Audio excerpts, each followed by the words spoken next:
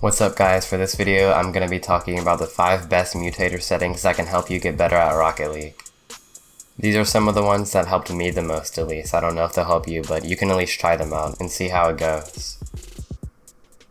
I think mutators are overlooked a bit because when you think of improving in Rocket League, mutators aren't usually the first thing that comes to mind.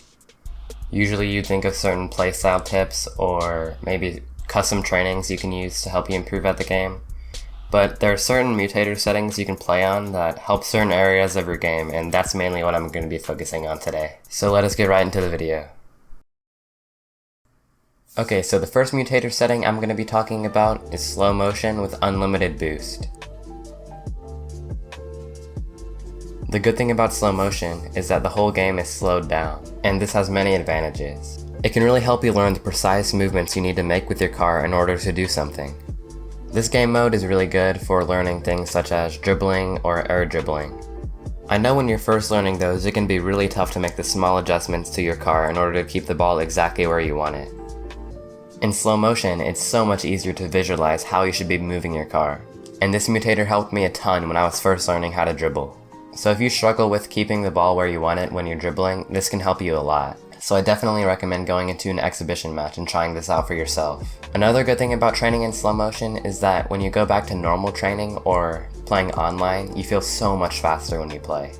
So I don't know if you guys know about this, but there's been like a heavy car bug going around and people don't know if it's like real or not, but it's basically where your car feels heavier than normal, and if you have this problem, you can just go in slow motion for a few minutes and it should be gone after you finish the slow motion training and go back into a normal game. So slow motion can help you with the precise hits, and it makes you feel a lot faster afterwards, and that's about all I have to say about that, so let's get into the next one. By the way, these are in no particular order. Okay, so the second mutator that can help you get better at Rocket League is playing with no boost at all. Guys, I know, you're probably like, what is this guy thinking? But let me explain. No, seriously though, this is probably one of the most useful things in the video. So when you play with no boost, the only way to get around the field is just by flipping and accelerating, and wave dashing and stuff like that. So what I like to do is just try to play normally, like try to keep the ball moving as fast as you can by only using your acceleration and flip. And just try to keep up with the ball and try to get useful hits without any boost. This can really, you can teach yourself what you're capable of with no boost. And learning to play with little or no boost is really important in Rocket League, especially in 1v1 situations where you have to defend,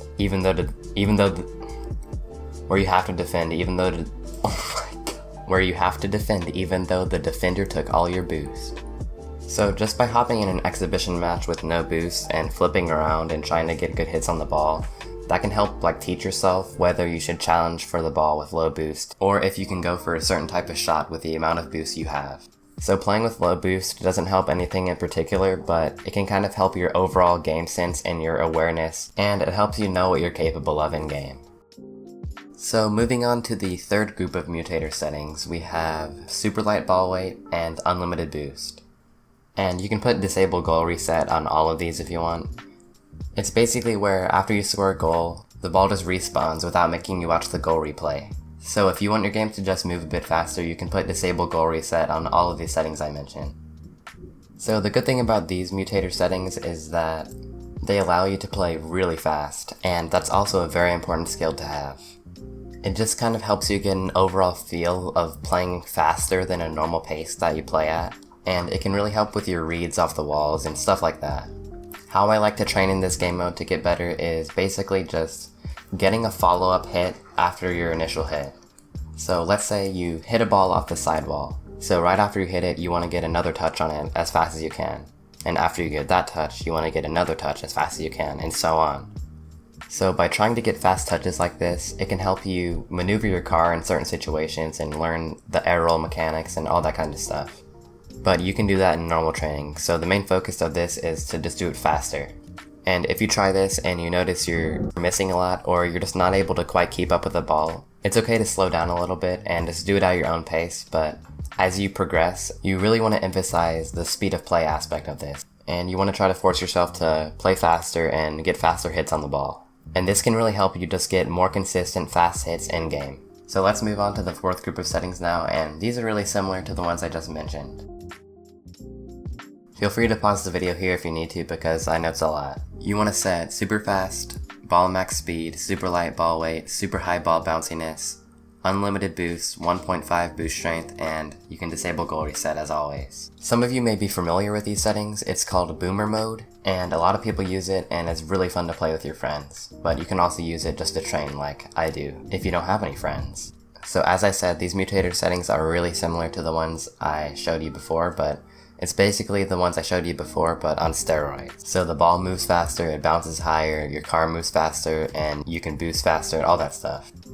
So this doesn't really require much more explanation because I already explained everything before, and this is just a faster variation of it. So just work on playing fast, work on following up the ball, following up your hits, and reading bounces.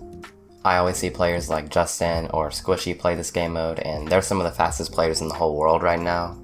And it's really fun to watch them playing this game mode because it just shows how consistently fast they can move around the field and how smoothly they can play and stuff. So whenever I play with these settings, I kind of try to imitate their speed of play and stuff to get better.